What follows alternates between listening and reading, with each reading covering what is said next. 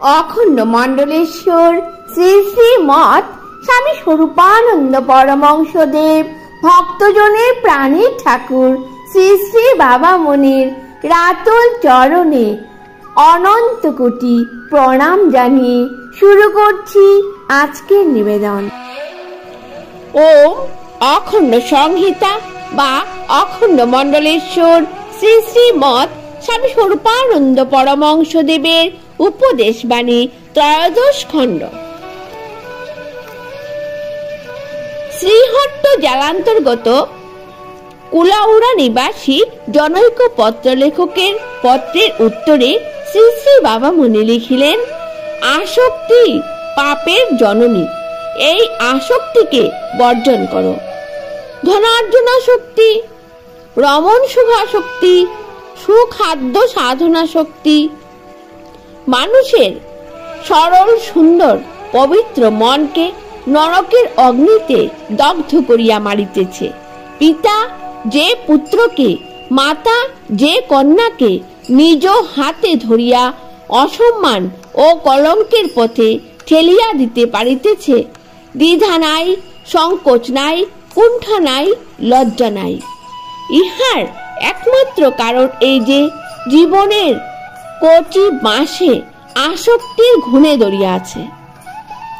আসক্তি ক্রোধকে, দেশকে, ঈর্ষাকে, পরানিষ্ঠ চিন্তাকে, প্রতিহিংসা পরায়ণতাকে এবং জঘন্য অকৃতজ্ঞতাকে পলে অনুপলে জন্ম দিয়া যাইতেছে। মক্ষিকার যেমন অন্ড প্রসবের অন্ত নাই, আসক্তিরও তেমন চির দুঃখ মহাপাপ সমূহকে প্রসব করার বিরাম নাই। ইহাতেই সমগ্র জগৎ অশান্তিতে ভরিয়া গিয়াছে। মানুষে মানুষে শ্রীয়াল কুকুরের ন্যায় পচা হাড় আর গলিত মাংস লইয়া টানাটানি হানাহানি চলিতেছে। ভ্রাতায় ভ্রাতায় রক্তারক্তি চলিতেছে। ক্ষমাহীন আক্রোশে একে অন্যের ধ্বংস সাধনে ব্রতী হইতে পারাকেই সভ্যতা নামে সম্বর্ধনা জ্ঞাপন করা হইতেছে। এই সকলের মূল আসক্তি।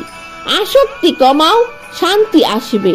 আসক্তি বাড়াও, অশান্তির অনলে জীবন্তে দগ্ধ হইয়া মরিবে। আসক্তি কমাও, উদ্বেগ কমিবে। আসক্তি বাড়াও, জগতের উদ্বেগ ও উপদ্রব দিনের পর দিন বাড়িয়া চলিবে।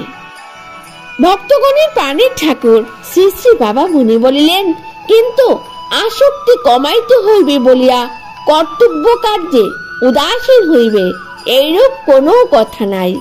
কর্তব্য কার্যে উপেক্ষার নাম আসক্তি বর্জন নহে, উহার অপর নাম কাপুরুষতা।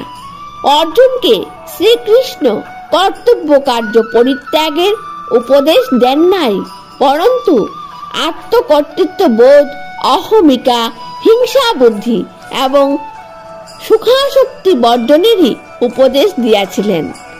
দুর্যোধন যদি শ্রীকৃষ্ণের ন্যায় একজন উপদেষ্টা পাইতেন, তাহা হইলে কুরুক্ষেত্র যুদ্ধ হইত না, অর্জুনকেও যুদ্ধে লিপ্ত হইতে হইত না।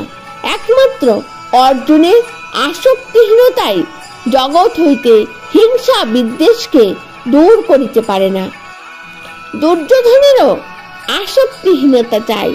তোমরা যে অনাসক্ত হইবে, তাহা পরপীড়কের পীড়ন শক্তি বর্ধনের জন্য নহে, পরন্তু পরপীড়কের অন্তর হইতে আসক্তি বিদূরিত করিবার জন্য।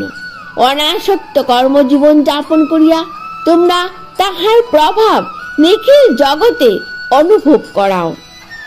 মেদিনীপুর জেলান্তর্গত বালিচর নিবাসী জনৈক পত্রলেখকের পত্রের উত্তরে শ্রী শ্রী বাবা মুনি লিখিলেন, হীন সংসর্গে আসিয়া তোমার যে নানা নৈতিক ও আধ্যাত্মিক ক্ষতি হইতেছে, তাহা আমি বুঝিতেছি এবং এই সংবাদে অত্যন্ত ব্যথিত হইলাম। কিন্তু হীন সংসর্গের একমাত্র পরিণামই হইতেছে ক্ষতি। যক্ষা রোগীর সংসর্গ যেমন রোগ সংক্রামক, হীনমনা দুশ্চরিত্র ব্যক্তির সংসর্গ তেমন আত্মিক গ্লানির সঞ্চারক। বিষধ সর্পের ন্যায় ভীতিপ্রদ জানিয়া এই সংসর্গ পরিত্যাগ করো। সর্প বিষ মাত্র দেহের উপর দিয়েই যায়, কিন্তু কুসঙ্গের বীজ জন্মে জন্মে মনকে বিষাইয়া মারে। শ্রীহট্ট জেলান্তর্গত ভট্ট পাঠক নিবাসী জনৈক পত্র লেখকের পত্রোত্তরে শ্রী শ্রী বাবা মুনি লিখিলেন, কর্ম ছাড়া এই পৃথিবীতে বাস করা এক অতি অসম্ভব কল্পনা। যতক্ষণ বাঁচিয়া আছো কাজ তোমাকে করিতেই হইবে, তবে বহির্মুখ মন লইয়া কর্ম করিতে চেষ্টা করিলে কর্ম দ্বারা বন্ধনের সম্ভাবনা বৃদ্ধি না পাইয়া বরং হ্রাস পায়। যে কর্মে হস্তক্ষেপ করো চিত্তশুদ্ধির উদ্দেশ্য লইয়া ভগবত সেবার লক্ষ্যে করিবে। কর্মহীন অলসের জীবন তোমার আদর্শ নহে। ভগবত সেবার লক্ষ্যযুক্ত আত্মসুখ লিপ্সাহীন পবিত্র কর্মময় অনবসর জীবনে তোমার আদর্শ।